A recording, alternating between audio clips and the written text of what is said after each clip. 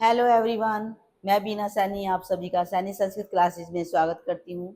Saini Sanskrit classes में आज का जो टॉपिक है वो घर के बिगड़ते हुए जो रिश्ते हैं उनमें कैसे सुधार किया जाए। हर घर में जो है कुछ ना कुछ बातें ऐसी हो जाती हैं जो आपसी मन मुटाव हो जाता है। जहाँ पर 3-4 बहन भाई हों उनमें हो जाता है, भाई भाई हों उनमें हो जाता है, बहनें हों उनमें हो जाता है। क्योंकि रिश्ते बनते भी तभी हैं जहाँ प्यार होता है, वहाँ पर लड़ाई झगड़े भी होते हैं। हर घर में होता है। मैं तो अभी किसी ऐसे परिवार को नहीं जानती कि जिसमें केवल प्यार ही प्यार है। प्यार के साथ नोक झोंक, छोटे मोटे झगड़े तो जरूरी होते हैं।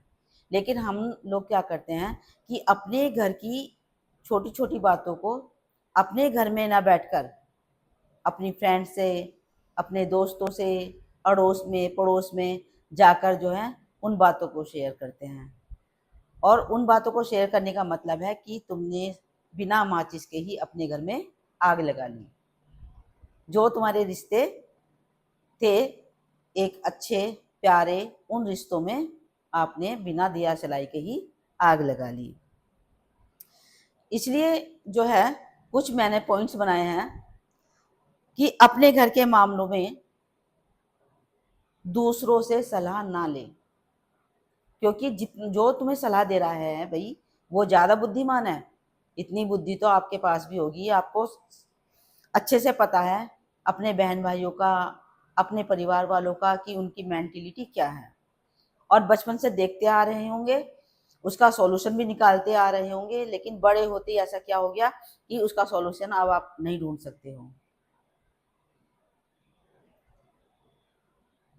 तो उस सॉल्यूशन को आप घर में ही ढूंढिए, घर में ही उस मामले को सुलझाने की कोशिश कीजिए। यदि कोई आपको सलाह देता है, मान लिया आपने, वो सलाह तो तभी देगा ना जब आपने कोई बात उनको बताई। तो वो सलाह देता है, ठीक है, जब आपने उसके सामने दुखड़ा रोया है तो वो तो सलाह तो देगा ही। तो आंख बंद करके उस सलाह को मत मानिए।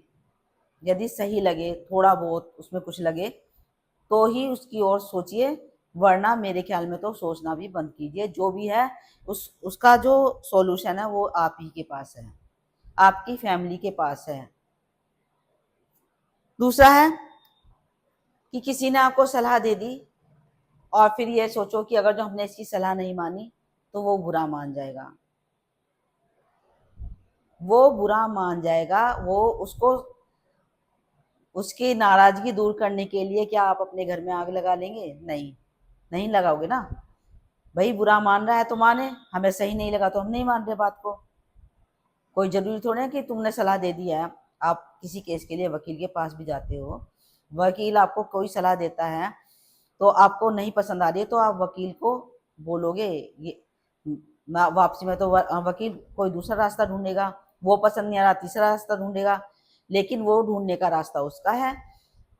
आपका सोचने का, आपका जो रास्ता है वो सोचने का है कि आपके लिए क्या सही है और क्या गलत है। सही तो यही है कि आप अपने घर में बैठकर ही जो अपनी बातों को का निपटारा कीजिए। क्योंकि जो रिश्तेदार रूठ जाते हैं उन रिश्तों को तो हम ठीक कर सकते हैं बाद में भी। लेकिन जो हमारे अपने ब्लड रिलेशन है वो एक बार यदि रूठ गए, उनमें ज़्यादा गांठ पड़ गई, तो उन गांठों को खोलना, उन रिश्तों को निभाना, उन रिश्तों को जोड़ना बहुत ही मुश्किल काम है। यदि जुड़ भी जाएंगे, क्योंकि वो तो पूरी जिंदगी के हैं रिश्तेदार या फिर तुम्हारे अड़ोसी पड़ोसी, उनको तो आप इग्नोर भी मार दोगे, उनके बगैर तो आपका काम चल जाएगा। लेकिन जो फैमिली मेंबर्स हैं उनके बिना आप ना तो आपका काम चलेगा और ना ही उनका काम चलेगा। अपने घर के मामले में आपस में बैठकर बातें कीजिए, अपने मामलों को अपने आप से सुलझाइए। घर के बाहर निकली हुई बात, यदि आपने अपने घर के मामलों को बाहर उजागर कर दिया तो वो निकली हुई बात जो घर से, वो 1 महीने के लिए कम से कम न्यूज़पेपर की पहले हेडिंग बनेगी, फिर डिटेल बनेगा और फिर ये खबर जो है पूरे महीने जो है बिना अखबार के ही रिलीज हो जाएगी। ठीक है।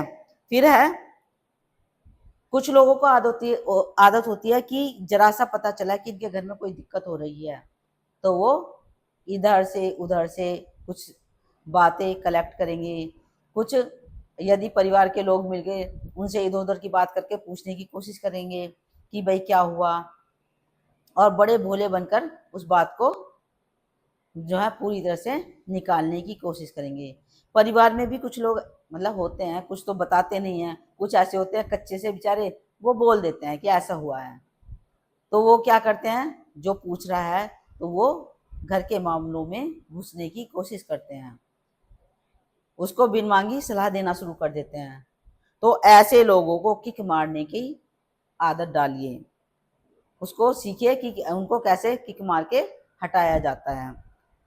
सबसे इम्पोर्टेंट बात, बाहर वाला आपके मामलों में तब पड़ता है जब उसके साथ हम अपने घर की बातों को शेयर करते हैं, क्योंकि जब उसको पता नहीं तो हमारे मामले में घुसेगा ही क्यों।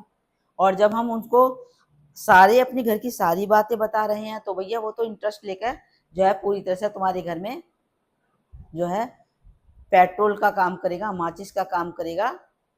तो इसलिए किसी से भी बाहर वालों से अपनी बातों को शेयर करना बंद कीजिए। यदि बातों को शेयर ही करना है तो अपने परिवार में बैठकर जो है उनके बीच में बैठकर अपनी बातों को शेयर कीजिए।